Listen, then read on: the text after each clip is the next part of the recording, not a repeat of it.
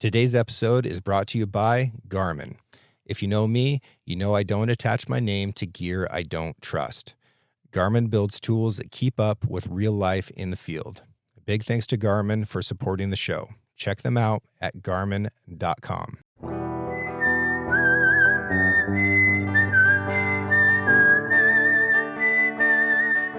These are stories of outdoor adventure and expert advice from folks with calloused hands. I'm James Nash, and this is the Six Ranch Podcast.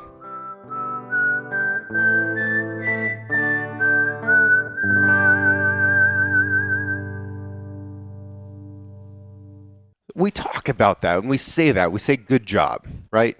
And Jacob did do a good job. But what does that actually mean to you? Like, you've been around hunting all over the world for such a long time.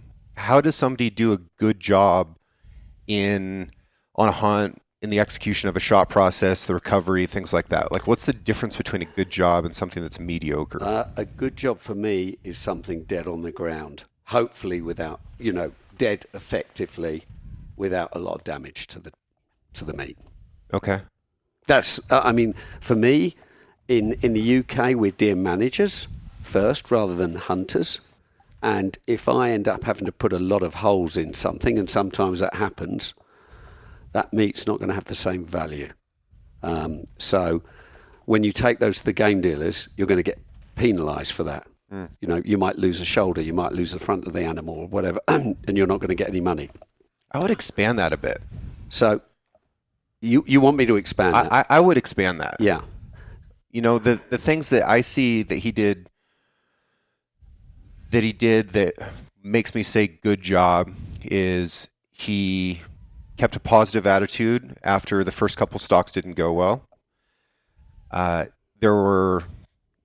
He had some equipment things going on that were obviously frustrating him that didn't change his attitude, right? His boots were too big. His pants were swishing. And he was walking like bow-legged to try to be quiet. And when he did get his shot opportunity, he took every second of 10 minutes to get ready. And he didn't allow that panic of, I'm about to miss this opportunity, to cause him to take a shot before he was ready. That's challenging for anybody. For somebody shooting their first elk on their first elk hunt, that's a huge challenge. I would say the guy's 14 years old as well. He showed great maturity. Yeah. Right. Absolutely. He was so focused on what he had to do. Mm-hmm. He'd learned a lot from the exercises that went on the previous day at Branded Rock. He got his little bag in place. He was not going to take that shot until he was comfortable. Yeah. And that really pleased me. We moved that rifle position. We used the bipod. And that's not something that's probably the ideal tool for up there because there's a lot of low scrub. Yeah, that oak brush. Yeah, but it was a long shot and we couldn't have gone any closer because the elk was on the other side. And we're out of daylight. And we were going to, another few minutes, we were gone anyway. We would have been done. So for him to show that maturity at that age, I couldn't have done that. I actually went back last night, was thinking, what would I have done at that age, 14? So he was really on it.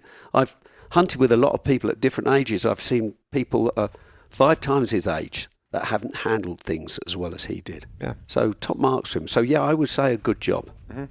Yeah. Amy, you're in a position as a manager and host here where you probably have to say good job when sometimes it wasn't in fact a good job. But if you were to get it outside of, addressing an individual situation, what are some things that you see hunters and shooters come here and do that make you happy and make you think, wow, good job, well done? It's quite a wide range. But, hearing the story that from Jacob himself and then from the rest of you as to what transpired yesterday, he is a very classic example of especially this elk hunter course, because we have a lot of guests that come through here that have never pulled a trigger on an animal before, and that are, both his age and older. And I kind of put it into perspective as we give them the tools to continue practicing what they've learned here, whether they are doing it outside, outdoors, or whether they're dry firing, in their own living room. There's the practice, and then there's opportunity. And so my goal with our program is to give people the knowledge and the tools and the ability to continue practicing on their own, taking away from what they've gained here to be able to go anywhere kind of in the world, really, and have that ability to continue practicing on their own, reviewing, the tools that were trained to them here. So when the opportunity, that in the field hunt opportunity arises, they are ready to then apply those tools and practice in a real world situation. So that's always been, one of my goals is, in my opinion, and I've been quite a few places in the world, this is one of the premier facilities where you can have both the practice and the opportunity to do both in one location. So as as a trainer, and you've seen here throughout the years, is just how do we give that opportunity to learn all of these tools and train people hands-on, so that when it's time to pull the trigger, he took longer, but again, that's practice. He has to apply and do more practice in order to capitalize quicker on that opportunity. But also at 14 years old, and I have a daughter who just turned 15, the mindset is, they don't have that real world experience that adults do when we say, you got to hurry, and they're able to take that stress and make it happen. Number one. And number two, they're very concerned about wounding an animal. Sure. I see that most of all in the youth, and especially in women, young girls, because that you don't want to hurt that animal. And even though you're pulling the trigger with the intention of killing it, you want it to be instantaneous. Yeah. And that is the biggest hurdle I've seen, especially with the women, the first-time hunters, and the youth, is the fear of, what if I don't kill it right away? And that's the maturing as a hunter, understanding that the more you pull the trigger, two things are going to happen. You're going to get better, but you're also going to have cases where it doesn't go as planned. And that's the good versus great. The good is, how did I react to that bullet didn't do what I needed it to do, or I was off, or the conditions made it so it, didn't put it down on the first shot.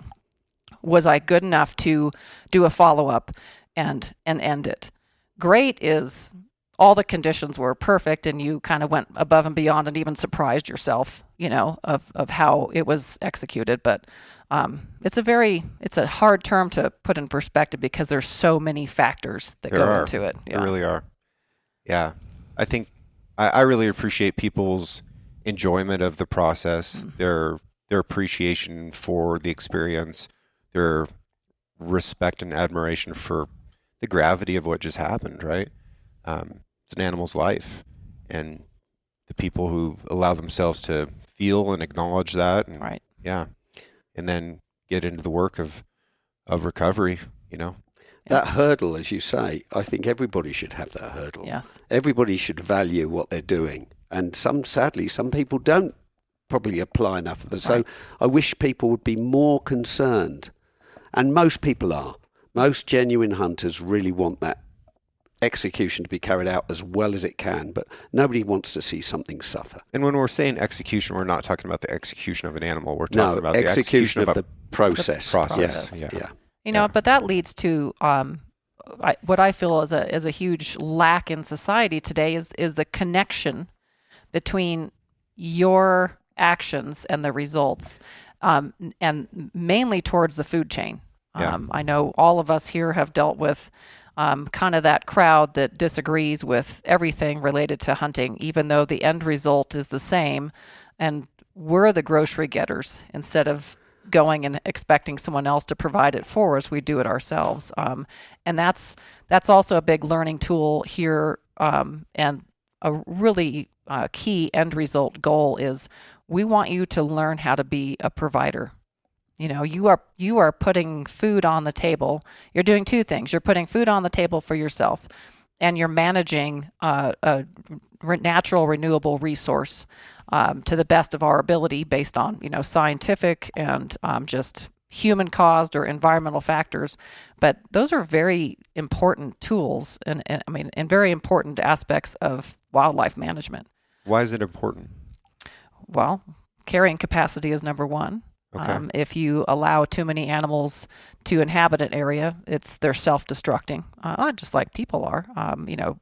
Elephants in Africa are an easy example for people to see and visually picture and read articles about. Is everybody, elephant has become this persona and very much, A symbol of Africa, a symbol of kind of anti-hunters, really, is protect this wonderful, majestic animal that thinks like we do, that has some of the same family dynamics and characteristics. Well, what happens when that animal is so super protected and its area is not conducive to, allowing that animal to continue to flourish and reproduce? They basically kill themselves off through starvation, through overpopulation, disease. And it's a horrible, horrible death. And ultimately, what people don't understand is that behind the scenes, you have folks like us that come in and cull them and are paid by dollars that we're going to save the animal. And the only way to save the animal is to limit the number of animals. Yeah. I visited an elephant park in South Africa this year, and there wasn't a single tree remaining, right? A single tree remaining. And in this park, anyone could come in there and get an elephant for free. All you had to do is transport it. Right. And then, your land would have to have the fencing that's required by the South African government to have elephant in there, but you could come in and get yourself a free elephant if you want one. The thing that I would love for people to realize about this elephant situation is historically elephant numbers were culled naturally through drought, and it would get too dry, they would run out of water, and portions of that population would die in the matter of days from thirst, which is a horrible thing, no doubt about it. But we went in and created a bunch of wells and new places for elephant to drink, so then they weren't dying of thirst anymore, and they could make it through drought years. Because of that, the population got too high in some places, and they ate all of the trees and all of their vegetation, and then they starved to death. So now, instead of dying during drought in a matter of days, they're starving to death over a matter of months, and then leaving behind a landscape that is denuded of the vegetation that might have taken 100 years to grow. So this problem is going to persist long into the future, and through acts of compassion, we've created a situation that's even worse than what started. And I see the same thing here in Colorado with wolf reintroduction, right? That was, for a lot of people, it came from a positive place and came from the heart, and it was an act of compassion. But over half the wolves that have been brought here have died. Yeah. So where is the reality of this compassion? The reality is, those wolves would have still been living elsewhere. So do you really care about the wolf? Yeah. Tough question. Dollar value as well. These wolves, what was the dollar value to reintroduce these wolves? What was it supposed to be? I think Billions. they had a. Yeah. I think the budget for the total reintroduction over 10 years was something like $5 million.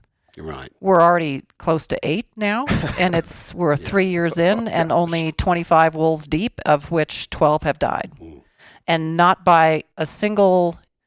A lot of the wolf proponents are saying, well, how many of those have been killed by humans? Well, none in Colorado. These have been killed by other predators, or fights within, or they cross state boundaries where there's not this protection because those states already know and have lived through the explosion of wolves and the negative impact it's really had on the ungulates and all the other prey species. Yeah. Because again, just like the elephant, I mean, the wolf's not going to eat their own habitat and destroy the habitat for others, but they're going to eat so much of their prey species that it's going to cycle to a low where those wolves in history without human habitation would go in the cycle of feast or famine, because if they overeat, then they starve. Yeah. Or they overpopulate, then they fight amongst themselves. They have death from within. They have diseases, the natural cycle of things. Now, with the human factor here, it is a disservice to the wolves, because they don't have the wide open spaces of, say, Alaska or Canada. It's not a fair situation for the wolf. It's not. Everywhere they go, there's a road. Yeah. And there's a 10-acre plot or a ranchette, or look at those super tasty, fat black marshmallows in the pasture that are super easy to kill. Now they're eating cattle instead of wildlife. And once a wolf gets a taste of Angus beef and the ease of killing it, what is their choice going to be? That every single time. And the problem with Colorado is they've brought in wolves from other states that were problem wolves in those other states in Oregon. Mm-hmm. And they accepted those to come in, and they dumped them where? In the middle of cattle country. Yeah. And in the middle, not only that, but in the middle of an area where 67% of the voters had said, actually 87% had said no to wolves. Yeah. And so they're not accepted. And when we were going through the original discussion about what would happen with the wolves, I said, has anybody thought about what's best for the wolves? It's not a good thing to trap them from somewhere else and dump them. Well, you're talking problem wolves for a start, so it's a non-starter. It's just not going to work out well, is it? No, it would have been much more successful in the long run, and probably what will ultimately happen is the wolves that are already out there on the landscape, that have naturally migrated from Wyoming, and come down through the corridor in Utah and Idaho, that are slowly making their way in, is doing two things. They're learning the way of the land and to avoid humans, because they get shot at or harassed, and they've learned that's a no-no. And number two, all of their prey species are slowly able to learn about this new super predator. The real danger is dumping wolves, even a pack, into a place like Branded Rock Canyon. You guys have seen how many elk and deer are here. Those animals have no clue what a wolf pack can do to them. No clue. So it's going to be a killing spree. So you're going to have a detriment to a deer and elk population in a centrally located area. And then those wolves are going to feast so much on that they're slowly going to spread out. But if you bring them in slow, those elk and deer learn, in little bits and pieces, where are these about wolves. And it's a kind of a mutual understanding and a mutual growing relationship between predator and prey. Yeah. So I have a question, because obviously I'm not from America, but the wolf that they've reintroduced, is that a true native wolf for this area? So there's two sides to this that I find interesting. One is that no, it's not. It's a larger wolf than what we historically had, based off of the very good records we have from the days when there was a wolf bounty, right? So yes, it's a larger wolf than what we had, but when you get into canine genomes, we go from a Great Dane to a Chihuahua, right? Yeah. So it's not as if it's deer species where it's really clear to tell the difference between a whitetail and a mule deer and an elk and a reindeer. It's not like that, because it's a sliding scale. You can fill up every single marker along the way. The other thing that I think is important to realize, and this is actually something that Jim Stevenson from U.S. Fish and Wildlife said, is that even if it had been the original wolf, that would have created all the same problems, because we as a country did everything that we could to get rid of that wolf. That wolf wasn't great, right? Some of the very first meetings in the colonies in New England were about wolf mitigation. The very first meeting that Oregon had when it became a state instead of a territory was to establish a wolf bounty. These are old problems, the oldest problems that we've had as a nation. So yeah, it's a bigger wolf, but even if we had the original wolf, it'd still be a problem. It would still be the same drama. Yeah. So in the UK, we're introducing a lot of species that we pretty much pushed out. So we've got things back like beaver now, and that's all good. but there's no management protocol. There's no sort of, right, okay, once these populations get established, how do we actually manage them? All we're doing is reintroducing them. And like if you take a raven, for example, right, if you're a sheep farmer in Wales, right, yeah, see a couple of ravens, it's great. If you've got 30 ravens and you're a sheep farmer, bang goes all your lambs. Yeah. So it's, I'm on the fence with this. It's all good to reintroduce certain species if they've gone, but you have to have a management protocol. We've got red kites back. We didn't have any. I mean, we just had a handful. They're an absolute pest now, absolute problem. And you think, What is a red kite? a red kite is like it's a raptor. Mm-hmm. It's a large raptor, well, European large raptor, but it's more of a scavenger, more than a sort of a specialist like a sparrowhawk or a goshawk or something that's actually going to hunt. This is an opportunist burner. And so they were annihilated because they were a problem, and they become a problem again. So lots of these things. Imagine that. Yeah, exactly. Who could have seen that coming? Yeah, and you were just saying about the wolves, yeah. And we bring all these things back in, and then we don't have a management protocol. And if you take Finland, for example, they reintroduced the lynx. Absolutely stuffed their roe deer population because a lynx is a roe deer specialist, right? And now it's starting to balance again. But for 20 odd years, and I'm probably give or take 5, the roe deer were just done. Yeah. And then the lynx starve out. Yeah. And what kills a wolf? Most wolves are killed by other wolves because they see each other as competitors. Yeah. I mean, And cougars kill a fair few of them. Another interesting thing about the wolf dynamic, and then I'll leave this topic alone so I don't get too heated. It isn't just the ungulates and livestock that the wolves kill. Wolves have gotten very good in Oregon at finding kills that other predators have made, especially cougars. So in the wintertime, wolves are digging black bears out of their dens and killing the black bears because they're a competitor. They're following the cougars around and taking the cougar kills because it's less work and risk for the wolves, and a pack can run a lion off. They found where one lion killed 9 elk in a week. 9 elk in a week. So the number that we typically work with cougars is 1 deer-sized animal per week per year. But if you add this other situation in with the wolves, and now they're having to kill multiple animals potentially a day, then the pressure that goes onto your prey population is really high. Now, in some places, you do get this rise and fall of populations, and the lynx in the snowshoe hare, the lynx in the roe deer, those are classic biological examples of where one population goes up, the other goes down, and we talk about balance like it's a place, like you can have a terrarium where everything eventually finds this equilibrium that absolutely does not happen in nature. Balance is a verb, right? We're constantly trying to achieve. In modern times, if we lose one prey population, the predators move on to the next. And some of those prey populations are livestock that people depend upon for calories and for their businesses, right? And this is the reality of modern times.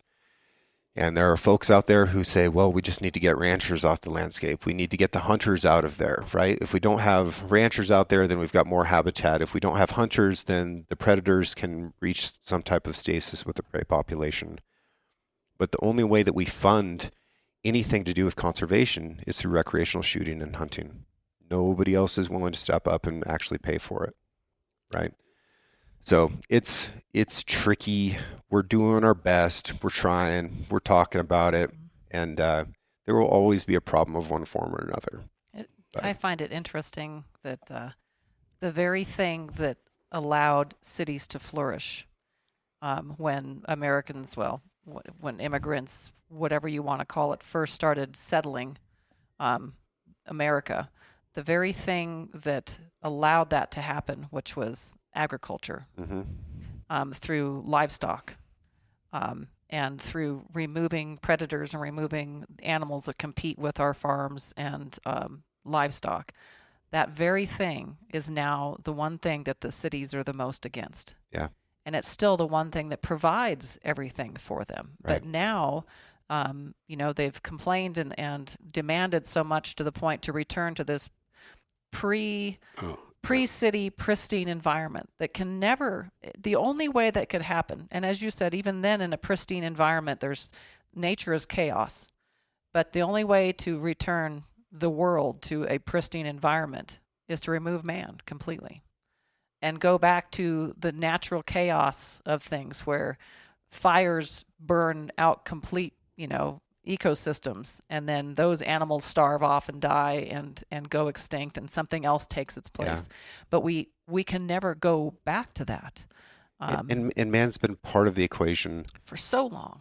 Yeah, and we're not just talking about like European settlement, right? There's 22,000-year-old tracks in New Mexico. Yes. There's 13,000-year-old fire hearths in Idaho. When so many of these species that are common in North America came here, they came here at the same exact time as humans on the Bering Land Bridge. Man has always been part of the equation, right? We're a really old species. But yeah. Supermarkets.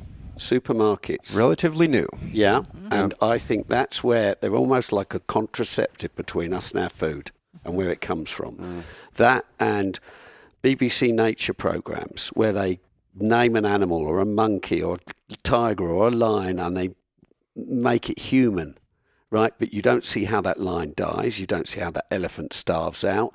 You don't see the cruel nature that it really is. It's an atrocious place. Yeah, nobody's raising money for hyenas and buzzards, right? No, they don't. And are they critical for the ecosystem? Absolutely. But are we gonna? They're not loving. They don't have eyelashes or eyebrows. I mean, it's yeah. And we can't come away from the fact that in order for us to live, something has to die. Yes. Be it a vegetable every day or an animal, everything. And even a vegetarian, you're going to plough up a field. You're killing stuff, right? Maybe so even especially. Let's not even have that discussion because there is no discussion. There are no bloodless diets. Yeah. No bloodless diets. I want to talk a little bit about where we are and how all three of us got here, because I think that's a pretty unlikely and interesting story. But let's start with rowing. Of course, you start with me first. What about it? Well, when did you first take an oar stroke? Gosh. Well, I guess you could call me an opportunistic species because it all came about just because someone offered me an opportunity to try something new, and I took it. I didn't even know rowing was a sport, even though I'd watched Olympics growing up as a kid. It was always track and field because that's what's put in front of you. That's what we could do, as everybody could run and play. And where were you growing up? I grew up in north central Oregon. I guess what they call eastern Oregon. Where the most water was in the horse trough or the cattle tank, or the John Day River. Never on a boat, had no concept of what rowing was. I ended up going to Oregon State University, actually a walk-on to the basketball team because that was my forte. I'd been in East-West All-Stars for several years and loved basketball. And so I took up this continued on at Oregon State, and that was my first lesson in politics was, well, you don't have a scholarship. And these other girls, even though some of them came from Europe, had full ride scholarships because of how good they were. So the coach, who just happened to be Michelle Obama's brother, Mr. Robinson, and Aki Hill, who was the current coach there, sat down and said, you're going to be riding bench. You're welcome to stay on and play, and we think you have a lot of potential, but because you don't have a scholarship, you're not going to be playing on the team. Because they hadn't invested in you. Correct. And so I thought, well, why would I invest my time in just building up everybody else? I guess a little bit selfish and self-centered, but at the same time, time is a luxury. Let's make the most of it. And prior to entering my freshman year, I'd gone to an orientation in the summer, every freshman does. And the rowing team coaches had said, hey, you're tall. you want to come try rowing? And I'm like, no, why would I want to do that? And my dad went to Oregon State in the 50s, said, I did PE with crew, and it was really fun. So, just keep that in your mind. And anyway, when I left the basketball team, the rowing coaches found out about it because they continued to kind of stalk me and said, we really think you need to come try rowing. And I said, I just got done with one sport. I don't want to start another. So I said no. One of my dorm roommates, or I guess she was on the same floor as me, said, well, can you come support me? I'm doing an erg test, which is the indoor rowing machine, and it tests, your ability to row a 2,000-meter race. I said, sure, I'll come watch you. So I went down with her and watched her do that, and I said, well, show me how. It looks kind of fun. And so she did, and I tried to do that same race and did okay. And I said, well, now I'm warmed up. I think I can do it again. And I pulled the best score for all the novice that year on the second time trying this test. And she went running to the coach, and the coach said, now you need to come try this. It's an order. It's an order. Yeah. So I said, okay, well, it's, what's the worst that could happen? Let's just do it. And so really I didn't pick up an oar and put an oar in the water until halfway through my freshman year. And so I was on novice that year, and then made varsity for sophomore, junior, and senior. So that's how I got started, was literally just saying, well, I'll try something new. And I quit several times during that because I would get bored. I was, not to sound arrogant, but there wasn't anybody in my league to push me except for the men.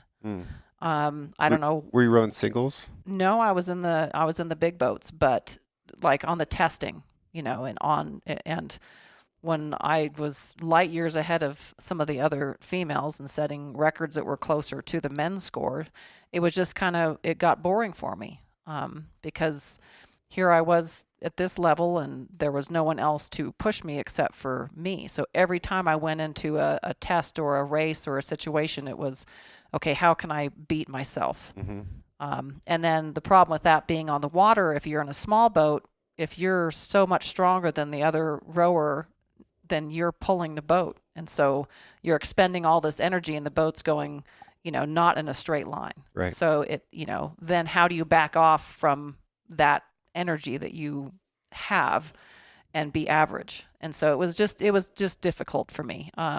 So I quit and I'd try rugby and got my aggressions out that way. And I changed majors several times. And so I had to finish labs at all hours of the night. And it just wasn't as much fun for me as I thought college would be, and I was a partier at the time. So it's like, this is getting in the way of my social environment. But I'd come back to it because they'd dangle a carrot. Well, we'll give you the first ever scholarship for a woman rower in Oregon.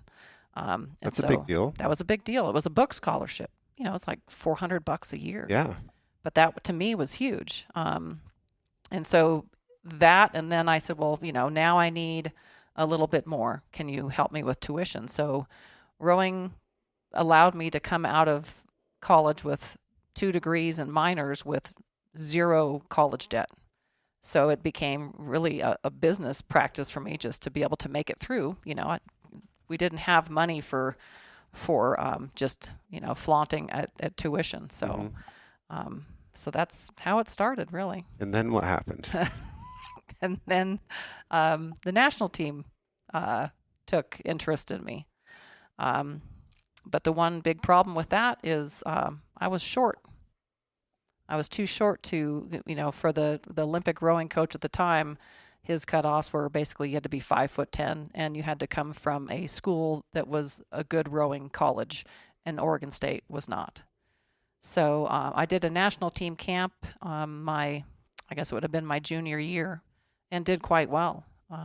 But I came back from that and was so beat down physically that during early season practice going into my senior year, I actually broke my back while on the water. When the boat tipped and I went to correct, it snapped and I couldn't walk.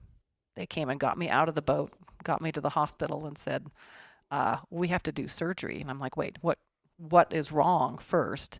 Well, it broke my processes. So, it basically hit my the discs, and so the disc had ruptured, my L4 and 5. So excruciating pain, putting a lot of pressure on all the nerves and my spinal cord. And they just said, this is dangerous for you to be doing anything. We need to surgically fuse this. And I talked to some alternative doctors, and they said, well, you're 20 years old. Your body can recover from this if you give it a chance to recover. And so I took 6 months and did therapy, a lot of water therapy, a lot of adjusting and mild chiropractic, a lot of just physical therapy, and actually made it back to the point where, through also learning pain management, I could compete in the spring race season. So I finished off my senior year of rowing, having just repaired some pretty horrific damage to my back. I mean, it wasn't great. I didn't believe in any kind of pain medication. So again, it was learning how to mitigate that and learning when enough is enough and saying, I can't do that extra practice if I'm going to be able to walk and do stuff the next day. So, anyway, after that, when I recovered, I still had a full year of college left in order to do all my classes since I'd taken too much time the first 4 years rowing. So I finished my marine biology. I did my other fisheries and wildlife studies while still kind of rowing to stay in shape. And then my coach came to me and he said, I really think you can try out for the national team. You've stayed in shape good enough and your pulling score is good enough that you should do this.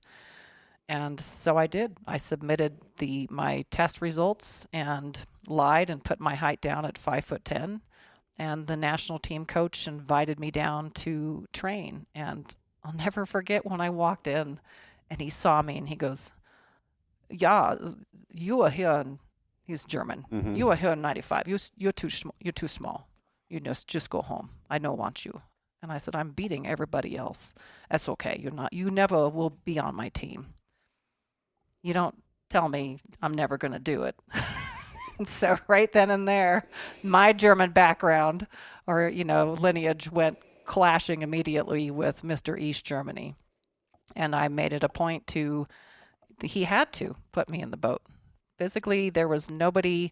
There was a couple other girls that had been in Olympics prior to me, but my scores and ability and strength, there was no way he couldn't put me in the boat. And that was in 97. I made my first national team. My first attempt at it, I made it. And then for the next 4 years, it was just continuing to always level up and be better and beat myself and beat everybody else on the team except for Amy Fuller, who was an amazing 3-time Olympian. But I always made it, physical challenges. I broke ribs and hurt myself bad enough in 1998 that I could not be in the big girls' boat. So I learned how to row a pair with another gal that was also injured, and we came in and got bronze medals for the world championships. It's just, you always learn to adapt and overcome. So long story short, I had zero rowing skills, zero knowledge of the sport, zero abilities other than growing up on a farm and always being told, don't slack. You learn and you improve and you always put in 110% effort. So, yeah. All right, quick mid-roll break. This episode is sponsored by Garmin. I want to point you straight to the Tactics 8.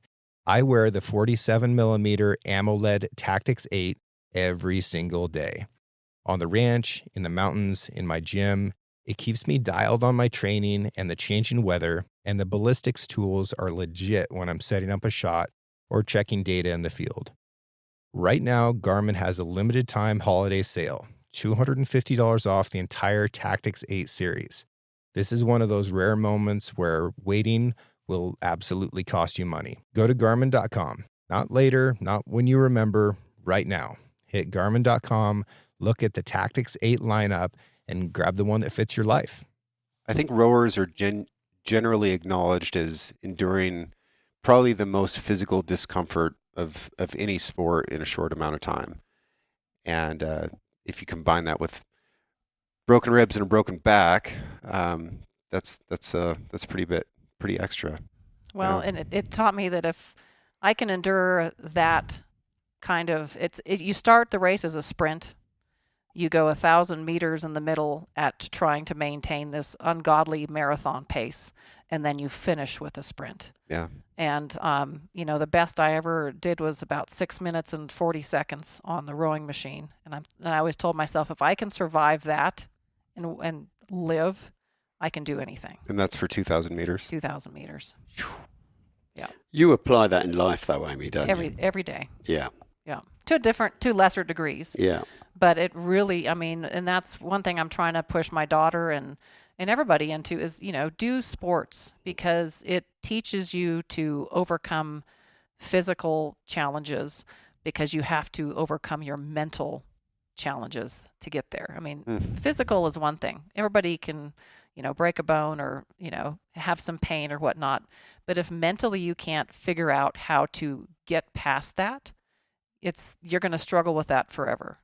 But sports is such a mental game and such a visualizing game. When I injured myself, one of the things that's always worked for me with anything I do in life is I quite literally would spend hours a day visualizing my muscles healing, visualizing things that I wanted to happen. If excellence is caused by repetition, what we tell ourselves is what we're going to end up doing ultimately. If you constantly tell yourself, I'm not good enough, or I suck, or I'm never going to learn this, that's what you innately end up doing. If you are, not to be cocky, but if you are telling yourself, okay, I'm going to do this next time and improve, or I would go to sleep and visualizing what the coach had told me I needed to fix that day, of how the ore enters the water and this is what you need to do. And I'd fall asleep thinking about that. And it's consuming, but it applies to everyday life in so many ways, not just sports. But if you believe this is my business goal and this is what I'm going to do, and you visualize how you're going to get there and the steps you're going to take and what you're going to do, you automatically find ways and meet people along your way that see that same kind of path to excellence, and that's who you surround yourself with. The number of superhumans who have come from Eastern Oregon ranches should be studied. It is alarming. Yeah, amazing. You're very much one of them. So given everything that you had to overcome, socially, economically, physically, to achieve at that extremely high level, how do you manage compassion for petty complaints today? Or do you? I really don't. Yes and no. I understand. It's I tough. try to understand where they're coming from. Yeah. You listen with a grain of salt, because half of petty complaints are just complaining. They're that. Right. The one thing, and especially here at the ranch, that I've learned to ask people, I said, I let them come in and complain, and I say, what's your solution? Mm-hmm. And I think a lot of politicians in the world can stand to learn from that. And now the staff have learned that my door is open, but if they come in there to sit down and complain, and they don't have a solution, then all they've done is two things. They've wasted my time and they've wasted theirs, and then I'm mad. Not in a, I'm going to throw books at them kind of mad, but it's like, you just came to me with an unsolvable situation, because nothing I can tell you to do is going to fix it. You're just bitching. Don't bitch. Find something to solve this, because then we have a path forward. You're happy, I'm happy, and the situation is resolved.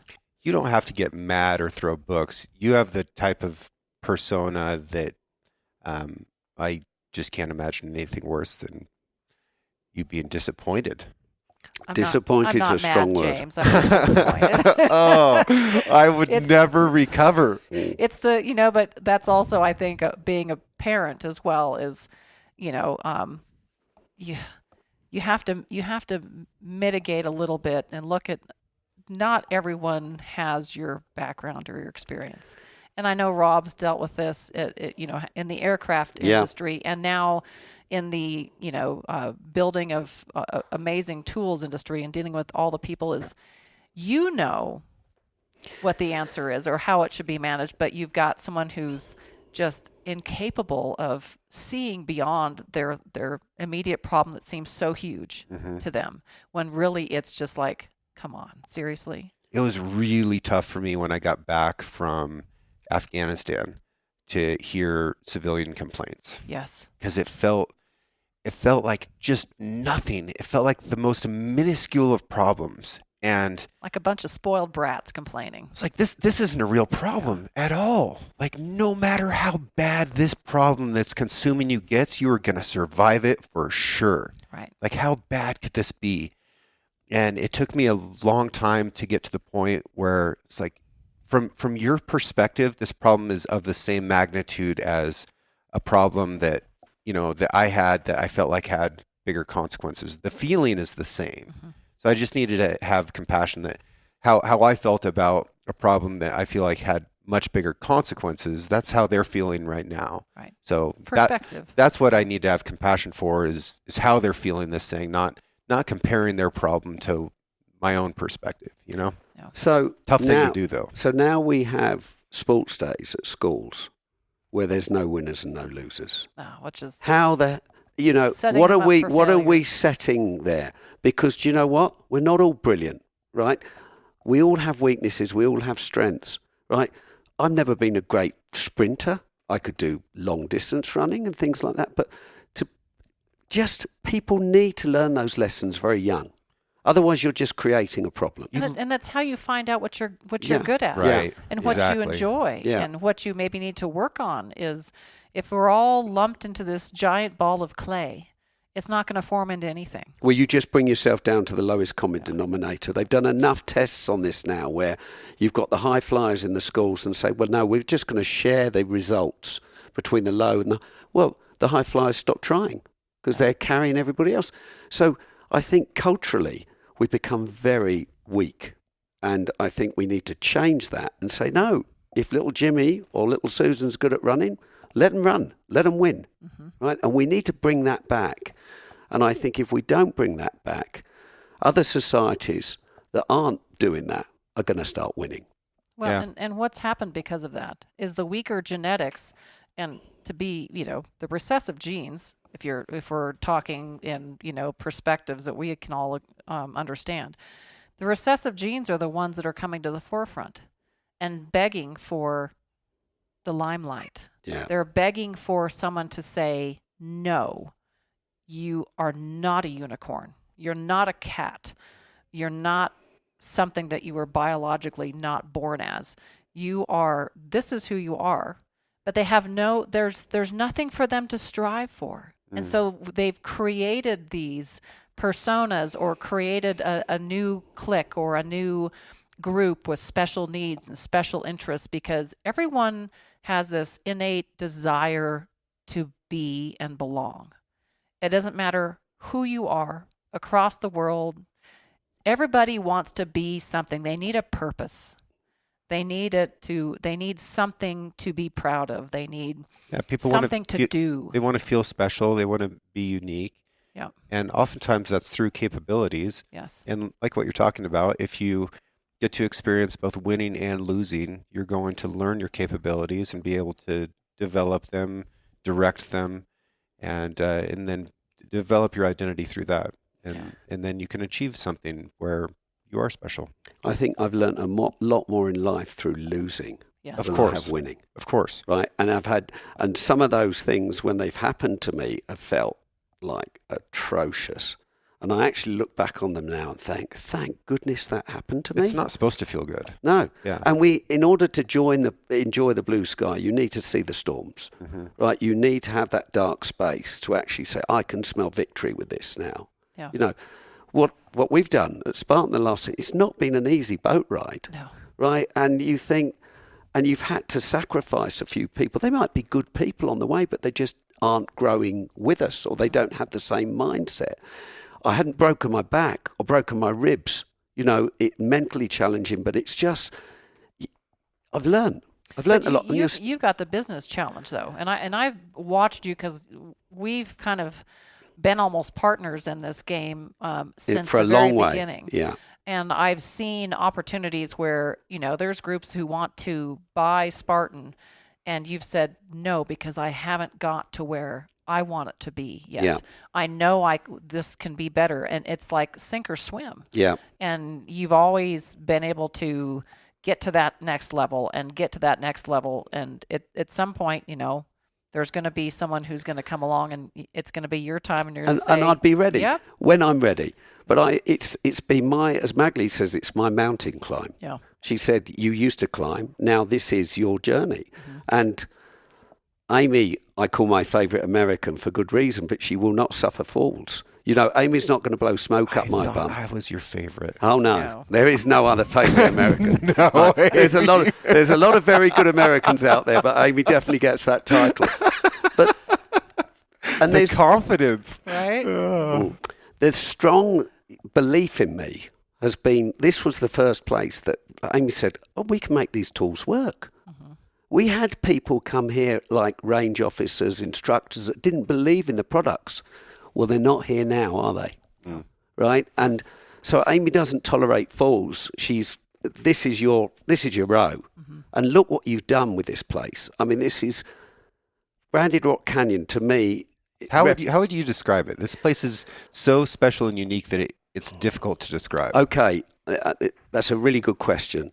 One, the environment gives you a huge asset. You could never build the environment that we've got outside. What do you mean by environment? I'm talking about those mountains.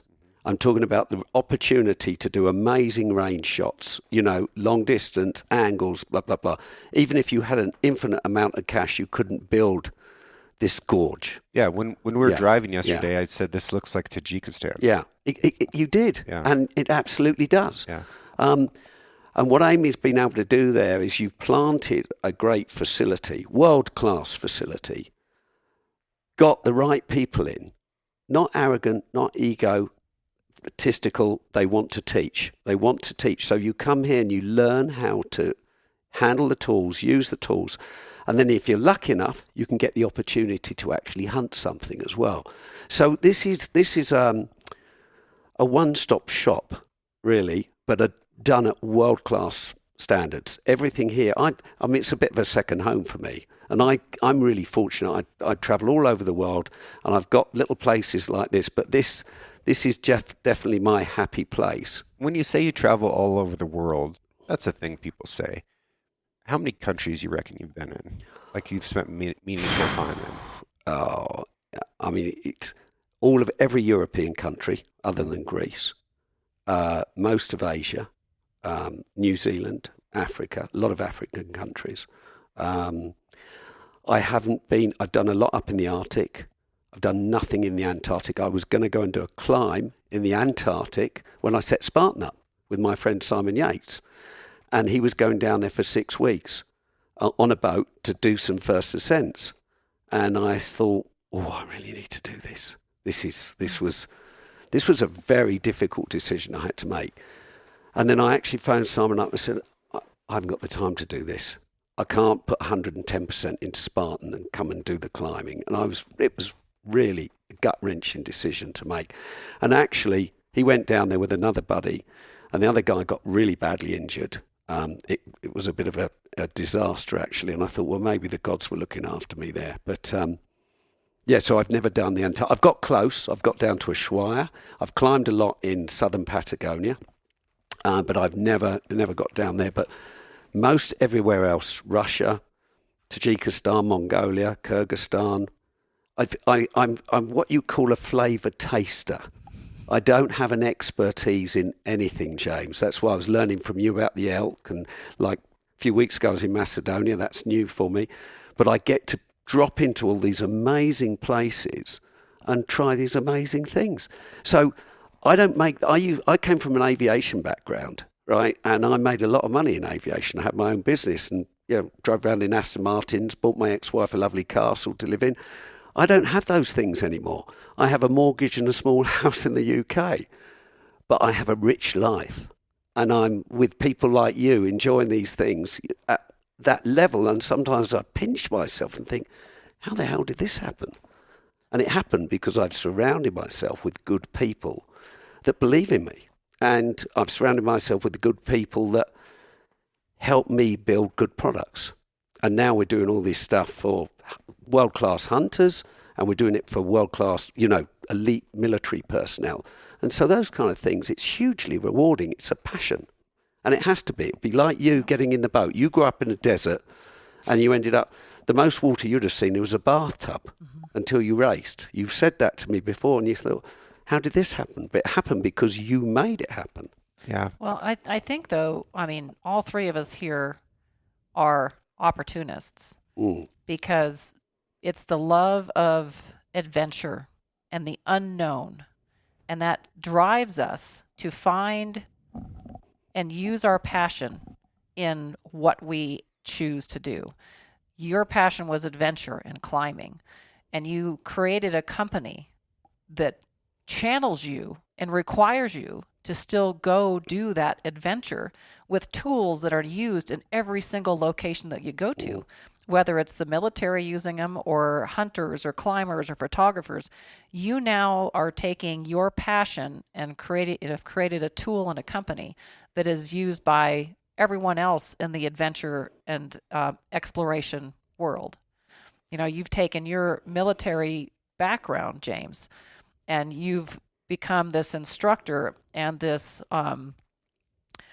this beacon for young adventurers to see that you are taking your passion and you've turned it into a business that allows you to travel and explore and do your amazing spearfishing and do the unknown and bring that opportunity to believe in yourself so that the next generation sees that and is like, that's what I want to do. How do I do that? And it's tough to do because it's exciting, but also very scary at the same time, because all of us also, I know I do, it's not necessarily a fear of failure. It's a fear of not being able to do that which my heart belongs to so closely, What scares me the most of anything is fluorescent lights and cubicles, spreadsheets, and having to survive through that. Yeah, monotony. Like I will continue to expose myself to every risk and danger and uncomfort in order to continue living this way to avoid that. Yeah. But look, you've got metal in your back, right? You had a broken back. Right? I haven't had those things, but thank goodness. I should have, with all the things I've done, right? And I've been very lucky and I'm very, very fortunate. But all three of us just refuse to take no for an answer. Yeah. That's I'm not going to have anybody tell me I can't do something, just like you. And the one thing my mum left when I was 5 years old. My dad got custody of us. In the UK, that was unheard of. And he did a good job bringing us up. He did a brilliant job, actually, I think. And a lot of people think I'm a bit weird and a bit odd, but I didn't have a female mother type person in my life for a long time. And then I had a stepmom, and not warm with that human being, never had a really good bond with her. But the one thing she told me, she said, you can do anything you want. Now, it might have been said for the wrong reasons, but I was naive enough to believe that. And I had an argument with her 10 years ago, and I said, the one thing you gave me, Sue, was the confidence that I could do anything I wanted, and I believed you. It's a powerful thing to give. And in aviation, right, when I was looking after Rolls-Royce Dart engines, which aren't really flying around the planet anymore, most of those engines were operated down in the Caribbean and Mexico. Everybody wanted to go there because they could have a holiday. Well, those engines were also operated in Nepal or Pavunatuk or Flin Flon or Yellowknife. I had no interest in going to Mexico. So I said, and I had a wonderful boss, an amazing boss who took me under his wing. He didn't have any kids, and I became a bit of a surrogate son to him. And I said, Paul, can I go off to Nepal? I'll get you your engines, but I want 6 weeks to do a bit of climbing around there, blah, blah. Go on, fill your boots. I turn up to Nepal. They hadn't seen anybody I didn't have to be good at selling engines. I was the person that turned up and said, yeah, take the engine overhauls. So I went to all these remote pockets. It was a brilliant education, and it was a brilliant learning how people survive with very little. And those environments, and that taught me a lot. What did it teach you? It taught me that you don't need a lot. And it taught me also that money's a good thing, but it doesn't necessarily bring happiness. You know, I'd be in a tea house with a Nepalese family that have got nothing, but they're all smiles, right? And then I know a lot of wealthy people that are just chasing something that, what are you chasing? Now, and that's a bit of a dichotomy for me, because I actually now really understand the value of each day. And as I get older, that becomes more important, and the value of still my knees and hips working. You know, I'm out in those mountains yesterday hunting elk with you. I love that. And I'm going to do it all the time I can. And so I can take up oil painting when I'm 75 or 80, but all the time my knees and hips still work. I want to be doing that stuff because I feel 25 inside still. You pulled that elk like a draft horse yesterday. Yeah, but I feel it afterwards. And I'm feeling it a little bit too. Yeah. But a day like yesterday, that you can't buy that. No. You know, and seeing the smiles on that little lad, he was so intent. So, and I was thinking, as I said, as we started, I said, I wasn't like that 14. He nested himself down. I said, only take this when you come. It was a long poke, right? And he got him, no, I'm good. Your bubble's good, blah, blah, done, job done. Fantastic. He will never forget that day. I won't forget that day. You won't forget that day, right? And the family have now got a load of organic meat. There's no crap in that elk. That's just been living off that stuff up there. That's hugely rewarding. And I think the biggest reward, just seeing Jake walk in with blood painted on his face. Oh, he got blooded. And the smile. I mean, you know, it was wonderful. You guys posted the video of him with taking that long shot at the range and, you know, seeing that the smile there. But what I saw between that moment and when he came back having accomplished his hunt was a different kid. It changes you. Yeah. It changes you. The confidence that people build, even if they're, you know, 50 years old and going hunting for the first time and learning something new and then succeeding at it. It's that huge confidence boost. And I think that's been my driving force for staying here. We're going into year 10, starting in January, is I love to see someone come, try something new, and have all the tools to move them toward succeeding, and then seeing that change in their whole persona, their body language, when they leave, when they're like, I just did something I never, ever, you know, never was raised around, never thought I could do this. And they're like, I feel like I can go and do anything I want now. Yeah. So just to add to that, he's a 14-year-old, right? He's got a lot to learn. This classroom of amazing people we've had on there, and they've all been brilliant people. I really enjoyed the good chemistry. But we've got guys that have been hunting for nearly 50 years. Yes. Frank's friends, lovely, lovely man. I mean, I've seen his hall of fame. I mean, he's done a lot of hunting. Yeah. But for him to learn so much, you know, he said, I've learned so much on this. Mm-hmm. So it's hugely, you can never stop learning. And every time I do things like this, I say, look, I might be good at support systems. I might be good at helping people to get a stable platform. I don't have the expertise that your instructors have here. So every time I do this, I learn a lot from James, you know, and that was a team effort thing, wasn't it? That 940-yard shot. Yeah, very much so. He was pulling the trigger. You were doing the, right, this is it. We've got a bit of wind. We've got to shoot through that tree. I'm helping him with a bit of support, but we made the shot. It's an incredible thing to do. And look at the network in the hunting industry. Of course. And that's another fun thing for me to see here is the network of different individuals that come that meet each other that never would have, except for a common, a common location, is to see those connections made And I know there's been some connections made here with Spartan Huge. that has helped boost stuff. I first met James when you were working with SIG. Yeah, like 5-6 years ago. Yeah. And we had not even got to, I mean, we were still kind of trying to find out where we were going with this property. I mean, there wasn't a whole lot of owner input.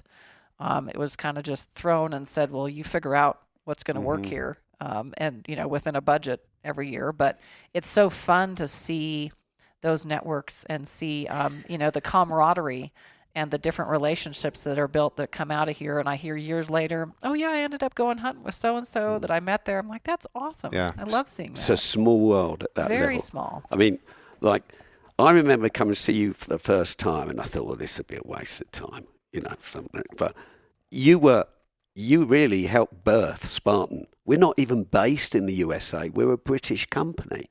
And you immediately got it. And we're able to, right, Rob, you need to gearing, you need to do this. Speak to those people. That networking has been hugely valuable. Mm-hmm. And without FA, Spartan wouldn't be where it is today. Yeah.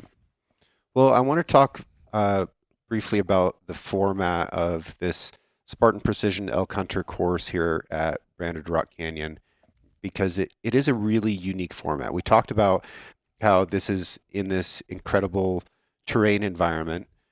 There's lots of wildlife here.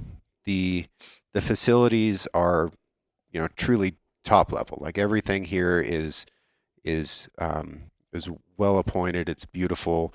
You have very professional staff. The way people are hosted here is at the highest level, of course. I don't think there's the equivalent of this anywhere in the world that is based around hunting and shooting. The environment for the target shooting here is also incredible. You've got incredible distance, you've got wind, you've got angles, all the things that make hunting interesting, or shooting, specifically long distance shooting, interesting, you have here in ways that other ranges would only dream to have. You have this classroom environment where people can go and sit down on a leather chair and look at a television behind an instructor and learn about these classroom details of safety and process, turn around, get on benches, open garage doors, and then have a 1,200-yard range that they can begin learning and implementing these things. But the format of this, of having 2 days of formal shooting instruction, which includes a great class on shot placement, on elk, on understanding anatomy, positional shooting, using different support systems, different Spartan tripods, bipods, all this stuff in dynamic environments, no longer on the bench. Right now we're using tree limbs and rocks and, learning positions and how to get steady in these difficult shooting spots. And then from that, these guys are putting on Hunter Orange and going to a different part of the property and immediately putting those skills to work in hunting elk or hunting deer. Then coming back to a nice bar with nice wine and whiskey and, an incredible meal, and sitting down next to a fire and talking about the day, and then doing it again. Like, that is a really, really interesting format and formula that is powerful. Like, I don't know if these guys realize how incredible this condensed experience is. And like you were saying earlier, how strong this foundation is for them to build off of and continue with wherever they go back to or move on to next. So huge compliments on what you're doing. I think it's fantastic. It's been very, very fun for me to get to observe and participate in. Thank you very much. Yeah. I'm curious on you, because I've heard some of your podcasts and know a little bit of your background. How many places and countries have you hunted? I mean, for the four-legged kind. Yeah. What was your background that led to you where you're at now, sitting here? It started with reading books as a little kid about hunters and adventurers, and thinking, doesn't that sound cool? What if someday I got to do something like that just once? What if I got to do something like that? So then I started saying stuff like, when adults asked me what I wanted to be when I grew up, I'd say, well, I'm going to be a professional hunter. And they'd be like, that's sweet. That's not a real thing. And it wasn't. But it turned out that it became a thing at the same time that I was capable of doing it. And I got to. And how incredible is that? So I just started making decisions, even though it wasn't a reality or even a possibility. When I got to the point where I could make binary decisions, I always chose to make the decision that got me closer to hunting in Africa, right? They got me closer to saying yes to an adventure that took me someplace else. And eventually, those opportunities started to happen. And I think that no matter what somebody wants to do, if you attack the problem in that light, and every time you make a decision, you make it towards that goal, even if the goal is unreasonable or unattainable, you're going to reach whatever your capabilities are in that direction. And if that means that you're going to come from the high desert of Eastern Oregon and become one of the best female rowers in the world, despite not meeting the physical stature of what a German coach thinks you should be able to do, or if you come from a ranch in Eastern Oregon and reach a decent level at spearfishing for pelagic species in the oceans, that's unlikely, right? It is unlikely that somebody from an aviation background in a country that isn't super fond of guns and hunting would make the best rifle support systems in the world, right? And if you just drive your decisions towards that and add passion and energy, you achieve it. It's an amazing thing. It's hugely rewarding. Yeah, you think, you'll be hugely rewarded. We've all achieved goals that we wanted to achieve. But I think the difference is I've still got goals. We've all got goals we want to achieve. And I think that's what keeps driving you forward. What's I like to ask, because I get asked this question a lot, and you can't answer with the next one. What is your favorite hunt to date, and why, and where? I got to spend a month hunting in Australia last year on Aboriginal land for water buffalo and, Cape York hunting for pigs with, the most experienced bow hunters in the history of the Australian continent, for axis deer in the place where they were first introduced to Australia. I got to meet, incredible people, see a huge amount of country. And it was rough and tumble, and it was a grand adventure. We were barefoot, and there were snakes scaring the hell out of me. And it was awesome. And it was big animals and little animals and lots of stuff I'd never seen before. And it was enough time to feel like I was part of it. Now, that was really great. You're right, though. The next hunt is the easy answer for people who are insatiably curious and have an appetite for more, right? And I'm definitely one of those. But looking back, hunting Northern Australia is one that should be on people's list because it is very, very wild and underrated, and it's not something that everyone's done.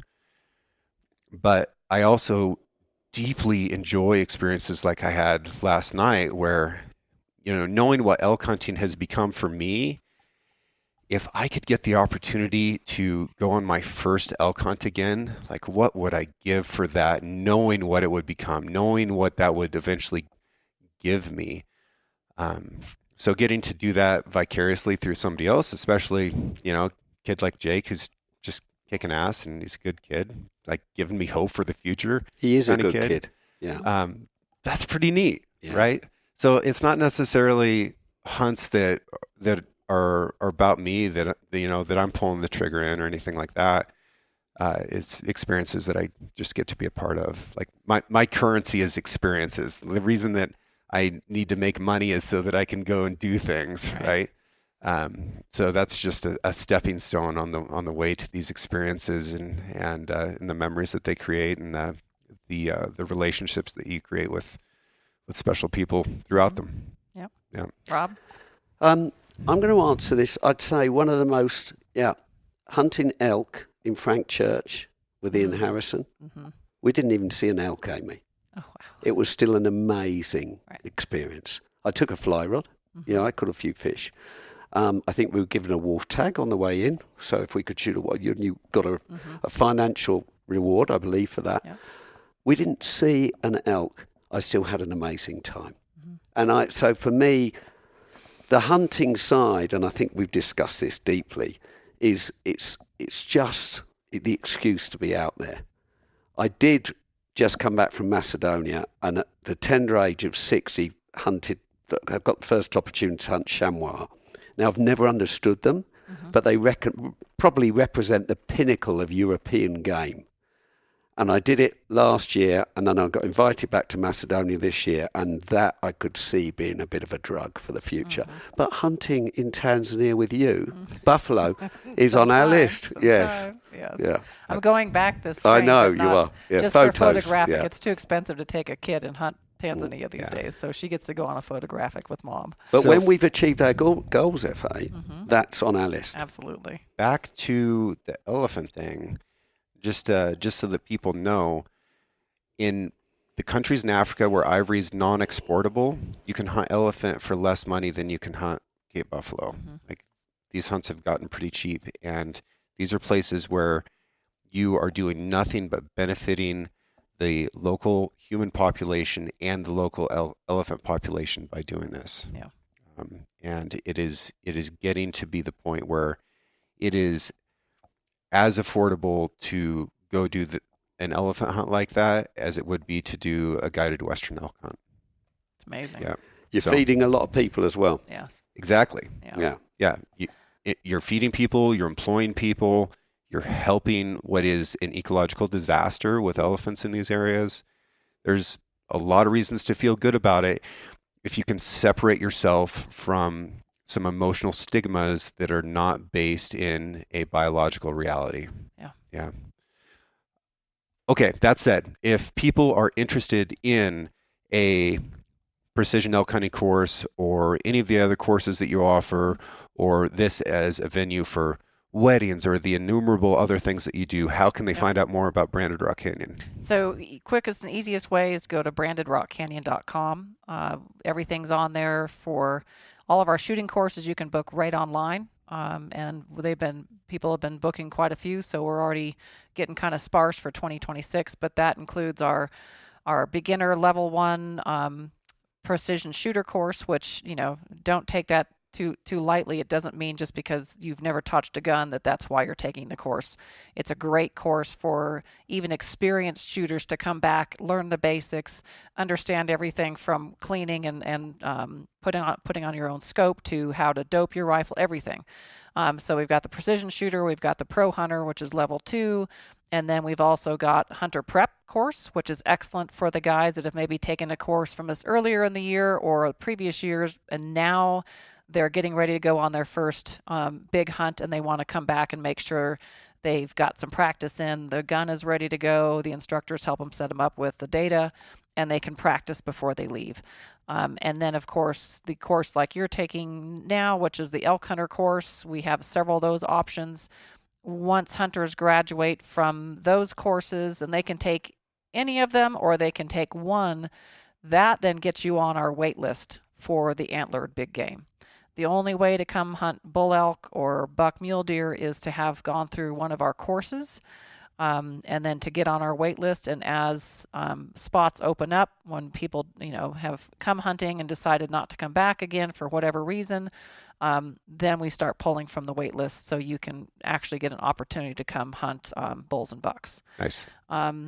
Corporate retreats, we handle those. Obviously, we only have 15 rooms at the lodge. So most of them have double queens, but if people aren't willing to share rooms, then we're limited to 15 for rooms. Weddings, it's a wonderful venue for weddings. I do limit it to 50 people total, just to keep it so everyone can stay on site. And there's little traffic going back and forth after they've imbibed in alcohol. So getting on the website, and then your first point of contact, usually when you send an email through that website, comes straight to me. Yep.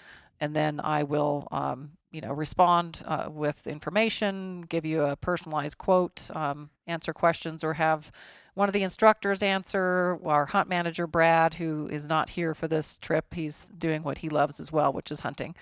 Or our lodge manager, Raquel, can also assist. So we've got a lot of inquiries, and dealing with them best we can. See if we can get people here. Great. Yeah. Easy enough.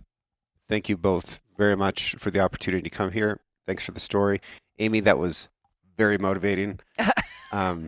Yeah. If nobody's ever tried rowing crew or sculling, holy crap, will it humble you quickly. It's a wonderful sport. I miss the individual aspect of it. The team was fantastic, but what really got me into it was that feeling of being on the water. And I suppose it's like how pilots feel in the air, but I'm scared of flying. So I'd rather be on the ground and be able to float over the ground. You just want to fly across the water. Just fly across the water. There we go. Yep. All right. Thanks, everybody. Thank you. Thank you to everyone who has taken the time out of their busy lives to write a review for the show and share it with their friends. I'm extremely proud of how intelligent, engaged, and adventurous this audience is. Original music for the Six Ranch podcast is written and performed by Justin Hay. Art for the Six Ranch podcast was created by John Chatelain and digitized by Celia Harlander. Thanks for listening, and we'll see you again next week.